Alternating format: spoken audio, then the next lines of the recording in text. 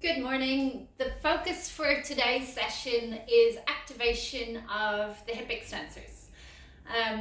Reason being, the reason we're focusing on this is as triathletes tend to overuse the quads and the hip flexors. I know I've spoken about this before. And as a result, we're often underusing glute max and the hamstrings. Okay, so if we're overusing the front of the body, it usually means we're underusing the back of the body. So I want to show you how to activate hamstrings and glutes to get you out of those hip flexors and quads. Main hip flexor is your psoas, which you may have heard of. Okay, so too much sitting, okay, whether it be on the bike or at a desk, tightens up the front of the hips, and these guys get very lazy. Okay, so we're going to start standing. I'd like you to think about your standing position for a second, and whatever you're doing, I would like you to think about bringing your pelvis into neutral. So what that means is I want you to please drop down through the tailbone, as if you're trying to drop it down through the floor, and then lift up the pubic bone to lift it up to your chest. And you may already feel now a nice opening in the front of the hips and the beginning of some engagement into the back of the hips, into the glutes. So leave your hands on your hips to remind you of that down the back, up the front feeling. Shift the weight forwards into the front of the toes and then back into the heels. So tiny movement coming from the ankles, just shifting the weight forwards and backwards without moving the pelvis, without moving the shape, without changing the shape of the spine. So the next time you hinge forward, stay there. Take the right foot, bring it back behind you, straighten it out and see if you can lift it up and then tap it back down. So keep thinking of lifting the pubic bone up the front of the body. You're trying to lift or hover the foot off the floor without increasing the arch in your lower back. If you increase the arch in the lower back, you're going to switch off hamstrings and glute max and just move your spine. Okay, there's no benefit to that, so I want you to try to activate those hip extensors. So tiny movement, you're just going to do 4 more. The standing leg will do a little bit of work just to balance you, but keeping that feeling of lifting up through those abdominals, through the pubic bone. Okay, switch leg, shift forwards, weight goes into the front toes on that right foot, and then lift the left leg up and down. Dead straight leg, think about lifting the back of the thigh to your ceiling. No movement in the lower back. 1 more. And then we're going to turn it into a bigger lunge type movement. So float your right knee up in front of your right hip. The leg is bent to 90 degrees. Now you're going to begin lifting up through the front of the body, dropping down through the tailbone. Bend that left knee. Straighten the right leg behind you. Again, looking for that activation in the back of the right leg. And then come back up from there. So you're bending the right knee, hinging forward, straightening that right leg behind you, and then coming back up. So really nice activation work on the right hand side. And yeah, the left leg is going to be working to help you balance. So lengthen through the crown of the head, stay open through the chest, straighten the leg behind you, and then come back up. We're doing 2 more. Again, the shape of the spine does not change. If you want to engage those hip flexors, you have to keep that neutral position. Hip extensors. Switch leg. So left leg up, same thing. Fold or bend that right knee, lengthen the left leg behind, hip extensors on, and then come back up. So hinge forwards, lengthen through the crown of the head, firing up glute max and hamstrings on the left. One side will probably be easier than the other. This is really good work to do before you go out for a run or cycle, just to remind the body of those hip extensors and what they can do. One more time. If you want to make it harder for yourself, you can stand onto your mat or onto a less stable surface to do these in future. Okay, let's carry on with this activation work. If you have a mat or whatever you usually use to lie on, put it down and just come down and roll back down onto your back, lengthening out the legs, arms down by your side. That neutral position on the back, when you're lying on your back, is having a little bit of space between the lower back and the mat. So keep that space. Press down into your heels and lift the pelvis up. And then lower back down to your mat. So breathe out, gently pull your belly button to your spine, lift your pubic bone up the front of the body, lower back down. Okay, so working both sets of hip extensors to lift you up. I'm going to do 3 more.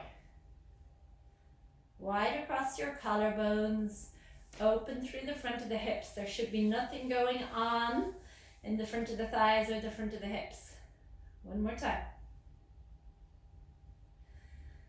Okay, come down, bend one knee, keeping the spine nice and stable and neutral, and then the other leg. Exhale, you're going to tilt the lower back flat into the mat and then begin peeling up through the spine. So at the beginning in standing, we talked about pulling up the front of the body, reaching out through the tailbone, down the back of the body. Make sure you're in that position now. Hips are level. That's going to change. You're going to reach your right knee forwards, trying to stretch the front of the thigh so the right knee comes over the right toes. Your left hip will drop. Come back, level the pelvis, and then same thing on the other side. So reach your left knee out over your toes. Come back, level the pelvis. Switch again, reaching, switching on those hip extensors. Switch. So keep alternating sides. Make sure the rib cage is pulling in at the front. You're on your shoulder blades, so there should be no tension in the neck. Reach as far as you can, reaching the knees out towards the very end of your mat, over your toes. And do 3 more. Don't rush them. We open through the front of the hips. And last time. Then level the pelvis, take a deep breath in, and exhale to roll back down, imprinting the lower back. Come back to neutral. If you felt you were overworking the hamstrings, pull the heels a bit closer to you for the next one. Exhale, imprint once again, peeling up, reaching the tailbone out between the knees. Press down into this left foot. Float the right leg up, straighten it out until both thighs are level. Reach through the toes, lift the pelvis up a little higher, lower it back down. Up and back down. So pressing the front of that left hip up to the ceiling, keeping the arms heavy, use them if you need them. But working into left glute, left hamstrings. Last 2. Last 1. Bend the knee, level the pelvis, lift up a bit higher if you can. Straighten out that left leg. Lower and lift.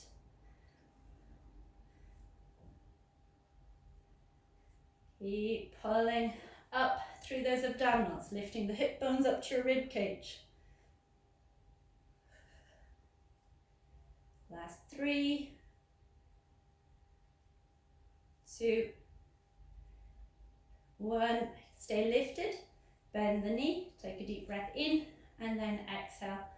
Roll down through the spine, float one leg up to tabletop, other leg joins it, hands behind your thighs, nod your chin to your chest, lower back comes into the mat, and roll up. Okay, we're going to now add in the back extensors. Okay, so all of those muscles that run along the spine, feed in, glutes into hamstrings and calves. So hands behind, facing whichever way you like. Okay, so whichever way they want to come onto the mat is usually the right way for you. If you tend to lock your elbows, soften them, and then open your collarbones. Lift your chest, lift up to the ceiling, opening the hips, pressing down through the heels, opening the chest, come down to hover, and then press down through the heels to lift again. Mind the neck with these, so you should be looking up, but you shouldn't be looking behind you. See how high you can lift the hips each time. If they won't go very high, it's a really good indication that you need to start working on this a little bit more to release the front of the hips. Lift up, inhale, come back down. We're doing 3 more. If the wrists don't love it, you can always do these on the elbows. You won't lift as high, but you'll still get the right muscles working. Get into those extensors. 1 more time. And then come all the way down and come over onto all fours. Give the wrists a little bit of a shake. You're going to come down with the hands under the shoulders, knees under the hips. Make sure you've got a bit of space in front of you. Okay, so neutral in quadruped, it's having a little hollow in your lower back. You're going to take your left foot back behind you, sliding it, right hand in front. Keep them on the floor for now. And then lift up. So the arm goes up beside your ear, the foot goes up to hip height. Again, the shape of your spine hasn't changed. You're going to lower that back foot down to the floor, keep the arm where it is, and then lift the leg back up again. So the only joint that's moving is your hip joint. Back of the head is being pulled up to the ceiling. Back of the throat the same. Lift your chest up and away from your mat. And keep lifting the arm just for a little bit of extra challenge. 1 more time. Stay here. Reach long out through the fingers, out through the toes. And then bring the knee and the hand back down. Level yourself once again in the pelvis. Slide the opposite foot and hand away. Lift up.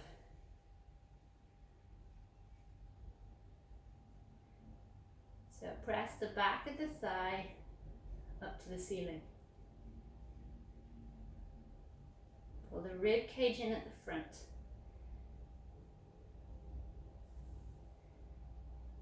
Keep that little hollow in your lower back. 2 more. And last time. Come down, bring the hand down, sit back onto your heels, arms out long. Take a couple of deep breaths.